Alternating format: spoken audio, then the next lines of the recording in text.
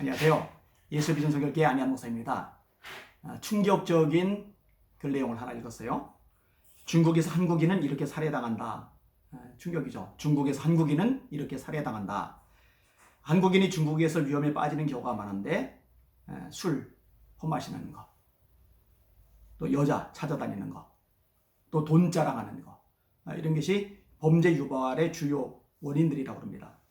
근데 진짜 문제는 뭐냐면요, 한국인이 중국에서 살해당하거나 또는 실종되거나 또는 감금당하거나 또는 금품을 강탈당하거나 부상을 입었을 경우에 누구 하나도 신경 쓰지 않는다는 겁니다. 이게 진짜 끔찍한 문제이죠. 가장 큰 위험이 여권 강탈이라고 합니다.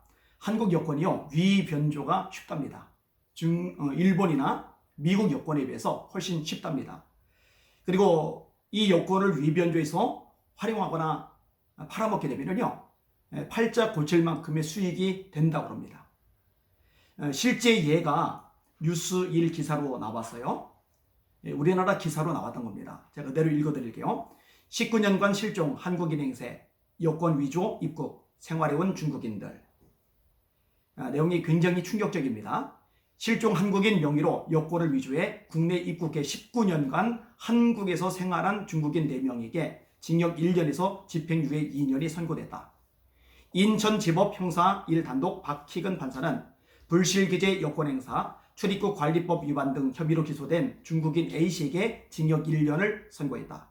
또 B씨에게 징역 10개월, C씨에게 징역 8개월, D씨에게 징역 6개월에 집행유예 2년을 각각 선고했다고 사의를 밝혔다.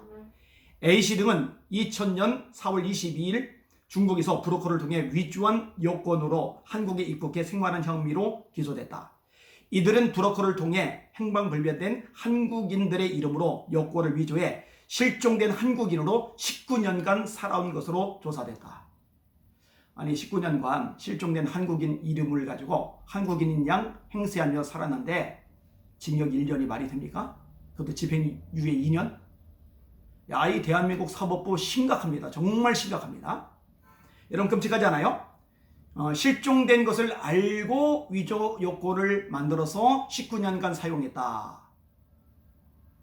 이거 무섭죠? 그러니까 단순 실종이 아니라 그 사람이 죽었다는 걸 알고 있는 거예요. 왜 죽었다는 걸 알까요? 어떻게 알까요? 죽인 사람들이 있고 죽인 사람들이 여권을 만들어 판매를 했으니까 아는 거죠. 19년이나. 야, 끔찍합니다. 여러 경우를 경고하더라고요. 첫째로 중국에서 술 먹는 거, 아까 얘기했죠. 그리고 주정 부리는 거, 이거 참 위험하다는 거죠. 미국이나 일본인들은 보통 호텔 밖으로 술 먹으러 가지 않는답니다. 그리고 중국 술 입에 안 된답니다. 한국인들이 술 먹으러 잘 돌아다녀요. 둘째로 한국인에게 접근하는 삐끼들이 있어요. 특별히 여자 소개한다는 거죠. 이게 가장 위험한 경우인데 중국에서 삐끼 따라가다가는 쥐도 새도 모르게 죽을 수 있다고 경고합니다. 중국에서 실종된 한국인이 약 1000명 정도로 알려져 있답니다. 엄청 많죠? 그들은 살아있다고 보기가 어려울 거예요. 세 번째로 술 먹고 택시 타는 것도 정말 위험하다고 합니다. 중국은 치안이 극도로 나쁘기 때문에 택시 기사들이 칼 같은 흉기를 소지하는 경우가 많다고 해요. 술 취한 외국인이 타면은요, 그 강탈의 대상이 되는 거예요. 여러분, 끔찍한 얘기를 제가 말씀드렸는데 진짜 끔찍한 건 뭐냐? 이런 중국을 대하는 대한민국 문재인 정권의 태도입니다. 여러분, 일본에서 중국 여인에 의해서 유치원생이 살해당했을 때 일본에서 정규 방송이 중단될 만큼 대대적으로 보도를 했다고 그래요. 또 일본인이 중국에 납치되었다가 귀환을 하게 되면요, 공항에서부터 취재진이 생중계로 방송을 한다고 합니다. 그런데 한국인은요, 아까 얘기했죠. 1천여 명이 실종돼도 관심이 없어요. 한국인이 중국에서 살해당하고 납치당하고 강탈당하고 위기를 만나고 수많은 봉변을 겪고도 한국 정부가 중국 정부에 대해서 제대로 항의조차 못하고 있어요. 우리가 얼마 전에도 그리고 최근에도 계속 겪고 있잖아요. 여러분, 중국인들 입국 금지시키라고 의사협회에서 7번이나 말을 했는데 기어이 입국 허용을 합니다. 왜? 중국 정부 눈치 보는 거죠. 시진핑 눈치 보는 거죠.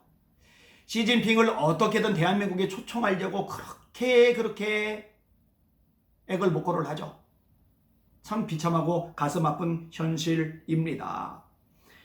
중국이 홍콩을 짓밟고 인권을 완전히 유린했을 때 세계 각국의 정부들이 목소리를 냈어요. 그러지 말라고. 그런데 대한민국 정부는 그때도 끽소리 안 했죠. 안 합니다. 미세먼지 때도 항의 한마디 못하죠. 한심하고 정말 또 한심해서 전 국민이 속병에 걸릴 지경입니다. 문정권 사람들 정신 차려야 됩니다. 대한민국 국민들의 정권이라는 거 잊으면 안 돼요. 근데 제가 정신 차려야 됩니다 라고 말하지만 정신 차릴 가능성은 손톱만큼도 보이질 않아요. 정신을 못 차리면 어떻게 해요? 물러나야죠.